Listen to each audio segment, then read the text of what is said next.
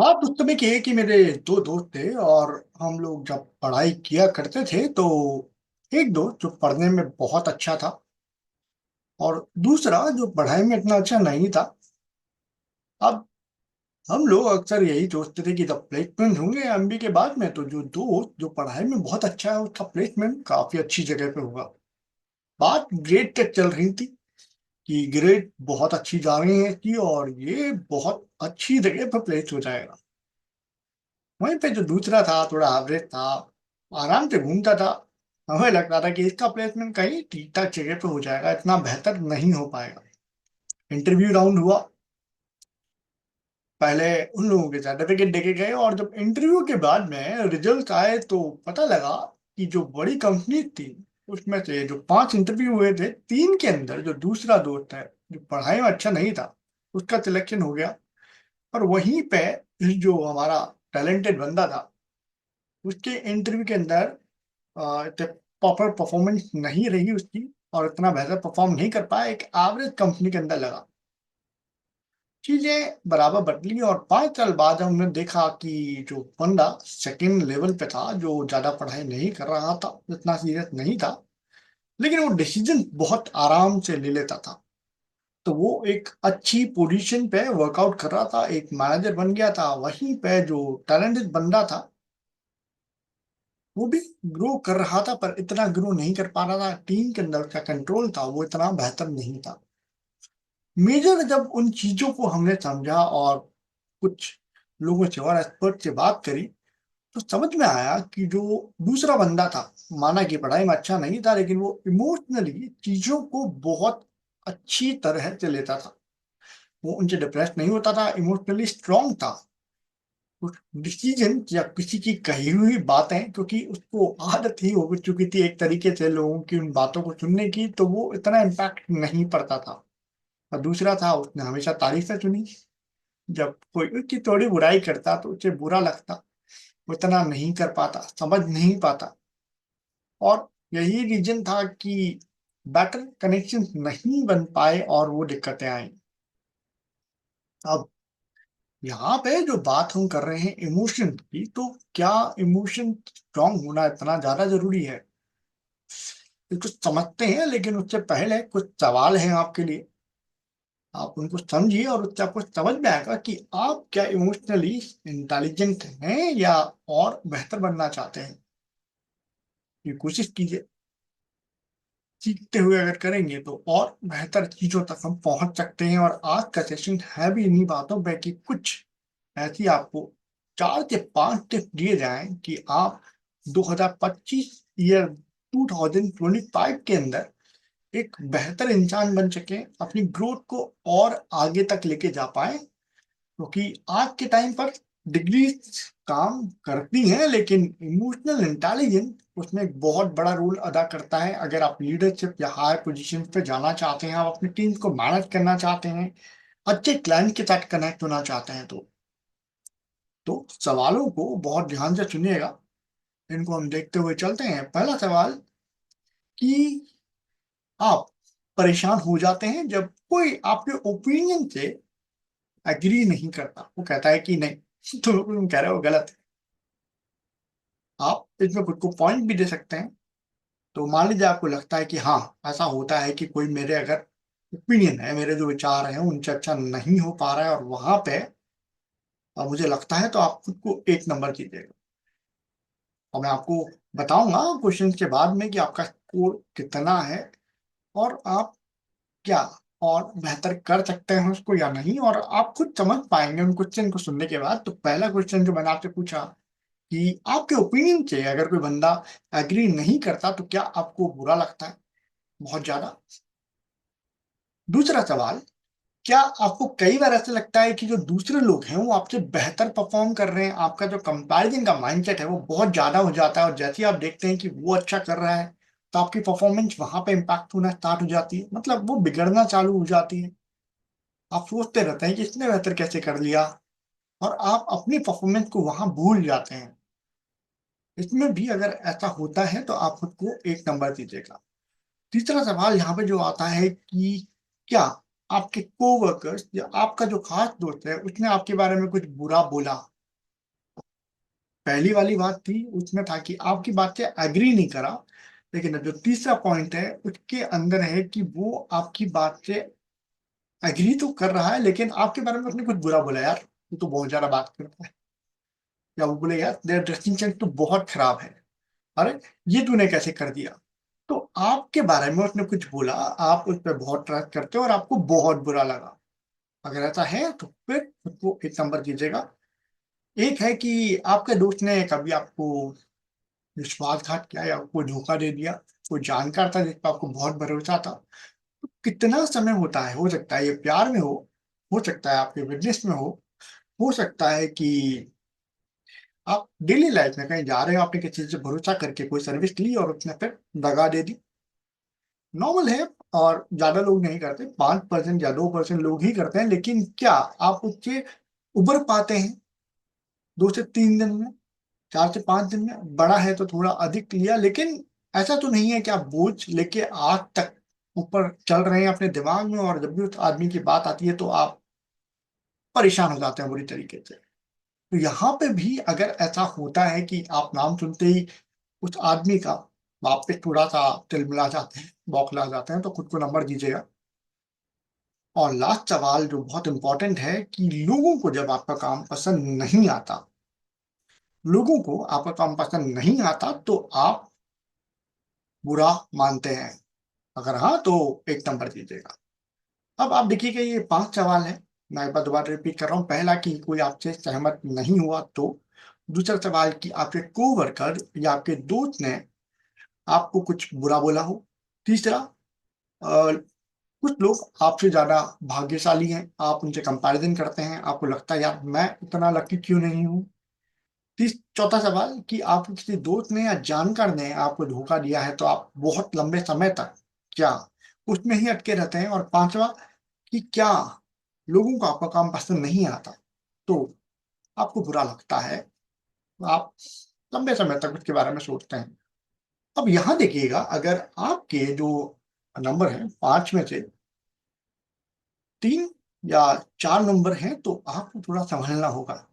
यहाँ पे आपको देखना होगा कि ये छोटी छोटी जो बातें हैं, माना कि कुछ चीजें बहुत बड़ी होती हैं, इतना इम्पैक्ट डालती हैं, लेकिन ये बात है अगर लंबे समय तक हम इम्पैक्ट कर रही हैं, इसका मतलब हमें जरूरत है अपने इमोशंस पे काम करने की। क्योंकि जो दुनिया है, इस दुनिया में कंपटीशन बहुत है, लोग कॉम्पीट करते हैं पोजीशन के लिए, पैसों के लिए, प्रोजेक्ट के लिए।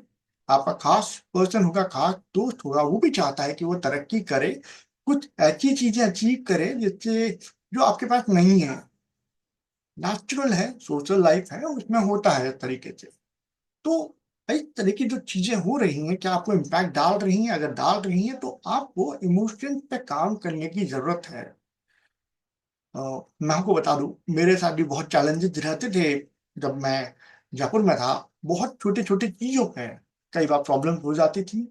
अभी भी काम कर रहा हूँ, ऐसा नहीं है कि पूरी तरह से ठीक हो गया, लेकिन काफी हद तक जो चैलेंजेस आते हैं और जो ट्रिप मैं आपको टिप बताऊंगा इसके अंदर, वो उन्होंने किस तरीके से मेरी मदद करी वो आपको आगे और पता लगेगा। तो आपको जरूरत है यहाँ पे कि आप आपका जो स्किन है, जो हम हिंदी में सिंपल सी भाषा में बोलते हैं कि गेंडे की चमड़ी रखो। फर्क नहीं पड़ना चाहिए सामने वाला क्या बोल रहा है। और ये बहुत जरूरी है आज के कंपटीशन से फाइट करना, अगर आप चाहते हैं तो बहुत ज्यादा जरूरी है।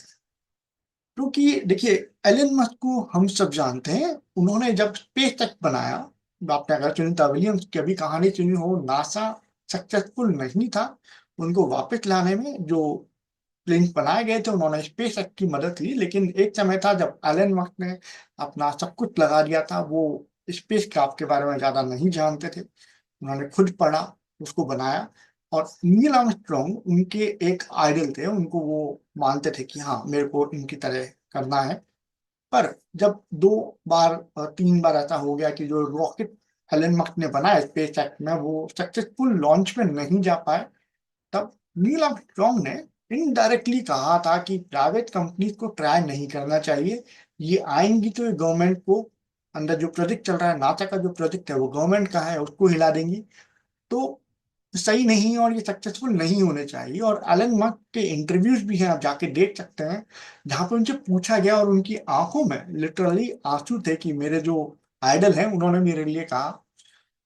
पर बात है कि उस चीज का भी उन्होंने सामना किया, आपके आइडल ने आपको बोला है, लेकिन सक्सेसफुली बाहर निकल कर आए। और अब नासा के साथ कंधे से कंधा मिला के कुछ ऐसे प्रोजेक्ट लेकर आए हैं जो उनके इंडिविजुअल लेवल्स पे हैं, जहाँ पे वो मदद कर रहे हैं और अपने ड्रीम्स को साकार कर रहे हैं। वहीं अगर बात करें स्टीव जॉब्स की, जो 30 साल के थे, मिलेनियर थे, उनको उनकी कंपनी से ही निकाल दिया गया बोर्ड ऑफ डायरेक्टर्स के साथ में, पर उन्होंने खुद को कंट्रोल करा। 1 साल के बाद में एक ऐसी कंपनी बनाई, ऐसी टेक्नोलॉजी बनाई, पिक्चर जैसे एनिमेशंस को उन्होंने डाइवर्ट करा, खुद के इमोशंस को कलेक्ट करा। और कुछ साल बाद जब एप्पल बिल्कुल बर्बाद होने वाला था, तो वापस से एप्पल में आए, उसी कंपनी में जो उन्होंने फाउंड किया था, जिसके अंदर वो निकाला गया था। और वहां पे आके उन्होंने इस चीज को सक्सेसफुली आगे बिल्ड करा। बहुत एग्जाम्पल्स हैं, बहुत सारे ऐसे स्ट्रगलिंग एक्टर्स हैं। आप अगर बॉलीवुड की बात करें, आप क्रिकेट की बात करें, आप आईपीएल अभी देख रहे हैं, उसमें बहुत कहानियां ऐसी हैं कि स्टेट लेवल पे नहीं मिला, फाइनेंस नहीं मिला, फादर नहीं थे साथ में, पेरेंट्स साथ में नहीं थे, पर ये लोग स्ट्रगल करते रहे। इनके दिमाग में बस एक चीज थी कि मुझे कामयाब होना है किसी भी कीमत पे। और माइंड सेट ऐसा नहीं होता कि दर्द नहीं होता, दर्द 100% होता है, लेकिन खुद की अंदर एक विश्वास होता है। आप इमोशंस को कंट्रोल करते हैं, उसको एक टैबलेट की तरह लेते हैं, एक वर्ड की तरह लेते हैं। आप सोचते हैं कि हाँ, इसको एक माइलस्टोन बना के, एक पत्थर बना के, मैं एक ऐसी मीनार बनाऊंगा जिस पे खड़े होके मैं सफलता की और सिद्धि की तरह इसको यूज करूंगा। जो भी फेलियर्स आए हैं और सक्सेसफुल होते हैं चीजों में। तो हम यहाँ पे बात कर रहे थे कि क्यों जरूरी है चीजें, इमोशनली स्ट्रांग होना क्यों जरूरी है। क्योंकि आप लगे तो रहेंगे, पर इमोशनली अगर स्ट्रांग नहीं है तो आप हिल जाएंगे। कभी किसी का किसी का प्रोग्रेस देख के आप हिल सकते हैं। आप हिल सकते हो ये देख कर कि इसको तो जल्दी सक्सेस मिल गई, या फिर ये मुझसे बेटर क्यों कर रहा है, इसके पास मेरे से बेटर आइटम्स क्यों हैं। बहुत चीजें हो सकती है, वहां पे हमें कंट्रोल करना बहुत जरूरी है। हमारे बारे में कोई बुराई करता है, वो भी बहुत इम्पैक्ट कर जाता है, कई बार वहां पे भी हेल्प करेगा। पर यहाँ मेंटली और इमोशनली स्ट्रांग होने के लिए 2025 में आपको 5 टिप समझने चाहिए। सबसे पहली बात तो आपको समझनी है वो है कि जो भी अटैक आपके ऊपर होता है या कोई भी बात आपको कही जाती है, वो पर्सनल नहीं है। जैसा मैंने आपको पहले कहा कि लोग आजकल कॉम्पिटिशन में हैं, हमेशा से थे, लेकिन आज ज्यादा कंपटीशन हो गया है, बहुत जल्दी टेक्नोलॉजी बदल रही है, तो लोग चाहते हैं उनके पास पैसा आए, उनके पास पोजीशन आए, उनके पास में अटेंशन आए। सोशल मीडिया ने इस चीज को और बढ़ा दिया है। सोशल मीडिया पे हम देखते हैं कि कुछ लोग हैं जो कुछ वीडियोस बनाते हैं और उसमें लाखों आ जाते हैं, और कुछ लोग हैं जो लगे हुए हैं और व्यूज नहीं आ रहे, वहां पे अटक जाते हैं। तो जो आदमी आपकी बुराई कर रहा है, कहीं ना कहीं वो भी अंदर से घबराया हुआ है, आपको देख के। इस बात को ध्यान रखें। और वो कोशिश कर रहा है आपकी टांग खींचे ताकि वो आगे बढ़ पाए। इसको इस तरीके से जब आप देखना चालू करेंगे और खुद को तैयार करेंगे इस ट्रेन को समझने में कि कंपटीशन है, आप बहुत आसानी से, मतलब इतनी आसानी से भी नहीं, पर कुछ ज्यादा आसानी से इन चीजों को हैंडल करना सीख जाएंगे। तो पहला टिप है कि याद रखें, कोई भी अटैक या कोई भी बात आपको कही जाती है वो पर्सनल नहीं होती। दूसरी बात, और ये बहुत इंपॉर्टेंट है, मेरे एक मेंटोर ने मुझे बताई कि आपकी जो भी सोच है, आप जो भी सोचते हैं, जो भी आपके आइडियाज हैं, ये हम अक्सर क्या करते हैं, हम अपने फ्रेंड के साथ में, अपने पेरेंट्स के साथ में शेयर करते हैं। पर आपको ये आइडिया शेयर करने हैं ऑनलाइन। जैसे मैं अभी एक वीडियो बना के आपके पास में आया, आपके कुछ आइडियाज हैं, आप लिंक्डइन पे डाल दीजिए। आपके कुछ आइडियाज हैं, अगर आप एक्टिंग के अंदर है तो कोई एक्टर्स की फोरम है या कोई जानकार है, वहां आप उसको डाल दीजिए। आप ब्लॉग बना सकते हैं, आप वीडियोस बना सकते हैं। ऑनलाइन डालने का खास वजह ये होती है कि फ्रेंड और पेरेंट्स कुछ हद तक प्रोटेक्टिव होते हैं, उनको हमारी स्ट्रेंथ या वीकनेस पता होती है। वो ओपनली कुछ बातें हमें नहीं बताते। पर जब ऑनलाइन आप जाते हैं तो क्रिटिसिज्म आपने देखे होंगे बहुत भारी मात्रा में आते हैं, और कई बार जब आप लगातार उन चीज़ों को डालते रहते हैं तो आपको सबसे पहले कुछ ऐसे लोग मिल जाएँगे जो उन चीज़ों को समझते हैं, आप कुछ गलती कर रहे हैं तो वो आपको बता देंगे। और एक ख़ास बात ये भी है कि आप जो बनना चाहते हैं, हो सकता है आपके पेरेंट उस चीज़ को ना समझें क्योंकि टेक्नोलॉजी बदल चुकी है, आपके दोस्त उस चीज़ को ना समझें क्योंकि उनका वो पैशन ही नहीं है। बहुत सारे मेरे दोस्त हैं जिनको बाइकिंग पसंद है, मुझे नहीं है। मुझे एक्टिवा ही पसंद है। मेरे बहुत सारे दोस्त हैं जिनको डीजे पार्टीज़ बहुत पसंद है, मुझे पसंद नहीं है। मुझे शांत वातावरण पसंद है और गलत भी नहीं है। जब हम अलग-अलग नेचर्स के हैं तभी दोस्ती बहुत अच्छी बनती है। तो जब आप ऑनलाइन कोई चीज़ शेयर करते हैं और पहुँचाते हैं वहाँ तक, तो आपके पास जो ओपिनियन आएगा वो 100% रियल होगा। कुछ चीज़ बुली करेंगे वहाँ पे भी, मान रहा हूँ मैं। 5% या 10 से 15% इन लोगों को आप हटा नहीं सकते, ज़िंदगी में रहेंगे, लेकिन पॉज़िटिव पॉइंट जहाँ आ रहे हैं, वहाँ जुड़ जाइए। उन लोगों से बात कीजिए, वो आपको हेल्प करेंगे। और अगर मान लीजिए कहीं कमेंट्स नहीं आ रहे, तो आगे बढ़ के 2-3 बार थोड़ा-सा बेशर्म होइए और पूछिए कि आप कमेंट कीजिए, मुझे बताइए, और चीज़ें आने लगेंगी आपके पास, आप समझ पाओगे खुद को। और इसके लिए बहुत ज़रूरी है कि कहीं आपको लग रहा है कि कुछ फीडबैक आ रहा है, उसको रोकें नहीं, उससे डरें नहीं कि मेरी बात जो कह रही है, कुछ लोग उसको बारे में गलत बोल देंगे। इस चीज़ को रोकना बहुत ज़रूरी है। लोग अक्सर इसी चीज़ से सबसे बड़ा रोग कहा भी जाता है, सबसे बड़ा रोग क्या कहेंगे वो लोग? दोबारा रिपीट कर रहा हूँ, सबसे बड़ा रोग क्या कहेंगे लोग? तो लोग यही सोचते हैं कि लोग क्या कहेंगे और फिर उन चीज़ों को नहीं कर पाते, प्रॉब्लम्स रहती हैं यहाँ पे। तो हमें समझना होगा कि टकराव से ना बदलें, क्योंकि आगे बढ़ के ही हम जब कुछ फीडबैक आएँगे, कुछ गलत चीज़ें आएँगी या कुछ बातें बोली जाएँगी, उसमें से हमें देखना है कि हमारे लिए बेस्ट क्या है, उनको सेलेक्ट करके हमें आगे बढ़ना है। और यहाँ ज़रूरत नहीं कि आप कोई हीरो ही बने, आप कोई बहुत बड़ा ही काम कर दें इसके अंदर। आप जो काम कर रहे हैं, उससे आपके जो ऑर्गनाइज़ेशन ने जो आपने चीज़ बनाई है, उस पे आप सवाल उठा रहे हैं, ऐसे कुछ ज़रूरी नहीं है। इसके लिए आपको किसी से लड़ने की ज़रूरत नहीं है। आप अपनी बातों से और अपने कुछ कामों से इन टकरावों को हैंडल कर सकते हैं आसानी से। और वर्ड्स में भी ध्यान रखिए, आपको कुछ गलत नहीं बोलना है किसी को। कोशिश कीजिए, उसका भी एक इफेक्टिव कम्युनिकेशंस होती हैं, कुछ वर्ड जो होते हैं आप बहुत अच्छी तरह से असर्टिव उसको कहा जाता है, इस लैंग्वेज को आप थोड़ा सर्च कर सकते हैं। आप पोलाइटली भी उन चीज़ों को हैंडल कर सकते हैं, नेगलेक्ट करना सीखिए, क्योंकि गैंडे की खाल है, तीर छोड़ो कई बार वो भी नहीं लगता। तो हमें समझना होगा, टकराव जब हटेंगे तभी तो हम समझ पाएँगे कि कहाँ गलतियाँ हो रही हैं और कहाँ इम्प्रूव करना है। पर उनसे हताश नहीं होना। और आप खुद देखिए कि जो क्रिकेटर्स हैं, क्या पहली बार खेलने आए तो क्या पहली मैच के अंदर ही कोहली बन गए थे या सचिन बन गए थे? मेहनत आज भी कर रहे हैं। और मेरे को एक चीज़ और याद आती है कि सचिन जब रिटायर हुए, लगभग 1 साल पहले क्रिकेट लीग हुआ था। उसमें सेलिब्रिटीज़ क्रिकेट वाला था और उसमें टेनिस बॉल का समथिंग कुछ चल रहा था। टेनिस बॉल का एक मैच था जिसमें एक कॉमेडियन है, स्टैंड अप कॉमेडियन, उन्होंने सिंपल सी टेनिस बॉल फेंकी और सचिन तेंदुलकर आउट हो गए उसपे।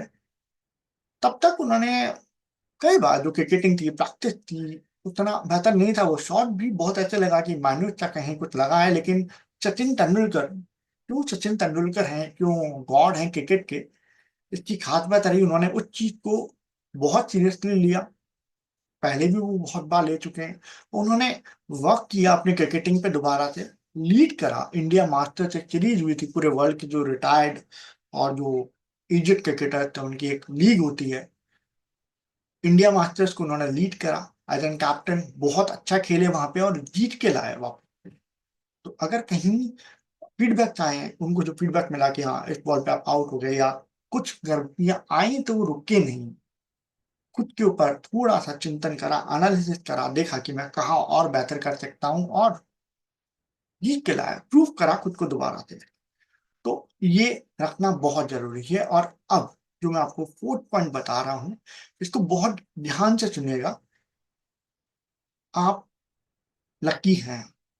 आपको किसी से वैलिडेशन लेने की जरूरत नहीं है, पूछने की जरूरत नहीं है कि क्या मैं लकी हूं या नहीं हूं। आप हैं। और मैं आपको कुछ 2 या 3 फैक्ट बताऊंगा, आप देखिए आप उसमें लाई करते हैं, ये आपके साथ में होता है या नहीं होता। कहा जाता है कि दुनिया की जो 10% आबादी है, उनके पास हर दिन सही से अच्छा जीवन जीने के लिए प्योर पानी नहीं होता, स्वच्छ पानी नहीं है उनके पास में, उनको अच्छा खाना नहीं मिलता, उनके पास रहने के लिए अच्छे घर नहीं है। 10% पॉपुलेशन को, और मैं मान रहा हूं आप अगर इसको देख रहे हैं तो आपके पास पानी, खाना और घर होगा, लोगों के पास अच्छा नहीं है। ये 3 बेसिक चीजें जो हमें जिंदा रहने के लिए, बेहतर बनने के लिए, सरवाइव करने के लिए चाहिए, वो हमारे पास में है। नहीं है तो कोई बात नहीं, लेकिन 90% में आप आते हैं तो आप लकी हो। दूसरा, एक चीज कही जाती है कि 30% आबादी, पूरे वर्ल्ड के अंदर 30% आबादी के घर पर लाइट ही नहीं है, बिजली ही नहीं है। आप मोबाइल पे या लैपटॉप पे इसको देख रहे होंगे, तो इसका मतलब आप ऐसे एरिया में तो हैं जहां पे आप लाइट के साथ में 70% कैटेगरी में आ गए। पहले 90 में थे, अब टॉप 70 में आ गए। और सबसे लास्ट वाली बात, दुनिया में लगभग 11 में से एक जना होता है जो रोज रात को भूखा सोता है। भगवान ना करे आप कैटेगरी में हो, लेकिन मैं मानता हूं कि हाँ, भरपेट खाना तो खाते ही हैं रोज। तो आप उस 10% में तो नहीं है जो सबसे अंडर प्रिविलेज में आ रहे हैं, तो आप लकी हैं। और आप इन चीजों को लिख सकते हैं, ये सिर्फ 3 फैक्ट नहीं है, इसके अलावा भी बहुत चीजें हैं। आप लिखना चालू कीजिए, आप देखिए कि आपकी किस चीज में तारीफ करेगी। आप लिखने में अच्छे हैं, आप बोलने में अच्छे हैं, आपके ग्रेड्स अच्छे आते हैं, आप पढ़ने में बहुत अच्छे हैं। आपके कुछ दोस्त किस चीज के लिए आपकी तारीफ करते हैं, किस चीज के लिए आपको कॉम्प्लीमेंट ज्यादा मिलते हैं, किस चीज के लिए रेस ज्यादा मिलती है आपको, उस चीज को नोट करते जाइए। लगभग मैंने जब शुरुआत करी थी मुझे लगा था 4 या 5 चीजें, पर उस नोट को मैं डायरी के फॉर्मेट में बनाता गया, और ऑलमोस्ट 5 से 7 दिन तक लिखने के बाद में मैं रोज आधा घंटा निकालता था, तो वो लगभग 120 140 के आसपास आ गया था। आप भी देखिए आपकी चीजें बेहतर हैं, और आप देखो कि आप लकी हो। तो इस चीज को आप अगर मान लेते हैं कि आप लकी हैं, तो कुछ फीडबैक आएगा या कहीं से कोई गलत चीज आ रही है आपके सामने, तो वहां पे इम्पैक्टफुल रह पाएंगे। उसके बाद लास्ट और बहुत इंपॉर्टेंट चीज है, हर कोई आपको पसंद नहीं कर सकता। हमारे हाथ की उंगलियां भी 5 है, पांचों अलग अलग हैं। हमारे भाई बहन की शक्ल आपस में नहीं मिलती, जुड़वा भाई बहन है तो भी कई बार कई चीजें अलग अलग होती हैं। तो हम कैसे मान सकते हैं कि हर कोई हमें पसंद करेगा। मैंने आपको शुरुआत में भी कहा कि हमारे जो दोस्त हैं, वो भी, उनकी आदतें भी हमसे अलग है। हमारा जो भाई बहन है, ऐसा नहीं होगा कि आप अगर 2 भाई बहन हो या 2 भाई हो और आपकी चीजें बिल्कुल सिमिलर हो, आपके जो इंटरेस्ट हो बिल्कुल सही हो, अलग अलग होते हैं। तो हमें जो चीज जिसको नहीं पसंद है वो कैसे हमें पसंद कर सकता है। हम कोशिश करने में लगे रहते हैं कि नहीं, लोग हमें पसंद करेंगे, सबकी तारीफ आनी चाहिए, वो 100% जो लाइक का रेशियो होता है वो होना चाहिए, और वो 1 या 2% लोग जो हमें अनलाइक कर जाते हैं उन पे हम ज्यादा फोकस कर जाते हैं। और ये बात मैं नहीं बोल रहा, बहुत लोग बोलते हैं। तो याद रखिए, छोटे छोटे से 5 टिप्स हैं, आप इन बातों को अगर याद रखते हैं, ये आपको हेल्प करेंगी। मैं एक बार दोबारा रिपीट कर देता हूँ। सबसे पहली चीज है कि कोई भी अटैक या कोई भी बात आपको कही जाती है वो पर्सनल नहीं होती। दूसरी बात कि आपका जो भी विचार है, जो भी आइडिया है, उसको आपको ऑनलाइन शेयर करना है। तीसरी बात, आप कभी भी नेगेटिविटी या कोई भी क्रिटिसिज्म है उससे ना घबराएं, उसको फेस करें, सामना करें, उससे आपको अपने लिए ही फीडबैक आएंगे। थोड़ी सी जो आपकी खाल है, जो माइंडसेट है, उसको थोड़ा सा स्ट्रांग रखिए। चौथी बात, आप लकी हैं, इस बात को याद रखें, उन पॉइंट को लिख के रखिए अपने पास में। आप चाहें तो फ्रेम करके रख सकते हो, आप लैपटॉप पे लिख सकते हो, मोबाइल पे लिख सकते हो, कहीं पे भी कोई नेगेटिव चीज आती है तो उसको पढ़ो। कुछ तो काबिलियत, कुछ तो ऐसी चीजें हैं जो लोगों को बेहतर बनाती हैं, और कुछ चीजें हैं जो हमें इम्प्रूव करनी है, उस पर हम काम कर ही रहे हैं। और लास्ट की बात कि हर कोई हमें पसंद नहीं कर सकता। इन 5 चीज़ों को अगर आप लेके चलोगे, तो 2025 में इन सिंपल 5 बातों को याद रख के भी आप बहुत जगहों पे अपने इमोशंस को और बेहतर बना सकते हो। उम्मीद करते हैं कि ये वीडियो आपको हेल्प करेगा अपनी लाइफ को और बेहतर बनाने में, इमोशनली और स्ट्रांग होने में। ऐसे और टॉपिक भी हम लेकर आते रहेंगे माइंड शिफ्ट्स के अंदर। कोई टॉपिक ऐसा है जो आप और सीखना चाहते हैं, जिसके बारे में आप और डिटेल चाहते हैं, तो हमें कमेंट्स में बताइएगा, मैसेज में डालिएगा। हमारी टीम उस पर काम करेगी और आप तक पहुंचाएगी उसको और सरल भाषा में। अपने फीडबैक, अपने कमेंट्स हमें देते रहिएगा, बेहतर लगा हो तो और लोगों तक इसको पहुंचाइएगा। मिलते हैं एक और वीडियो में। सीखते रहिए माइंडसेट के साथ में और जलाते रहिए दिमाग की बत्ती।